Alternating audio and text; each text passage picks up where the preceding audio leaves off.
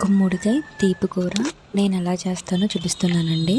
ముందుగా గుమ్మడికాయనంతా శుభ్రం చేసేసి ముక్కల కింద కోసేసుకొని ఉప్పు పసుపు వేసుకొని కొంచెం సేపు నానబెట్టుకోవాలి.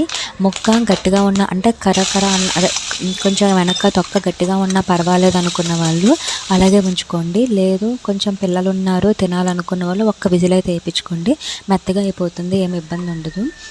తర్వాత ఒక స్టవ్ మీద తాలింపు సామాన్లు అన్నీ తీసుకొని వేపించుకోవాలి. జీలకర్ర, ఆవాలు, మినపప్పు, శనగపప్పు, ఎండుమిర్చి వేసుకొని వేపించుకున్నాక పచ్చిమిరపకాయలు, ఉల్లిపాయలు, కరివేపాకు కూడా వేసి వేపించుకోవాలి. వేపించుకున్నాక మనం పక్కన పెట్టుకున్న గుమ్మడికాయలు కూడా వేసేసి ఉప్పు పసుపు కొంచెం జీలకర్ర ధనియాల పొడి వేసి మగ్గనివ్వాలి. మగ్గించాక తగినంత కారం కూడా వేసుకొని మగ్గనివ్వాలి. మూత పెట్టుకొని అలా మగ్గనివ్వాలి. తర్వాత మగ్గాక మనం మామూలుగా కూర మగ్గిన తర్వాత ముక్క కొంచెం మెత్తగా అవుతుందండి. మెత్తగా అయ్యాక వాటర్ పోసుకొని ఇంకా కాసేపు మగ్గనివ్వాలి. తర్వాత బెల్లం ముక్కలు 2 వేసుకోవాలి. మనం తీపి తగినంత, అంత తీపి అవసరం లేదనుకున్న వాళ్ళు అదే తీపి తగినంత వేసుకోవాలి. నేనైతే 2 వేసానండి.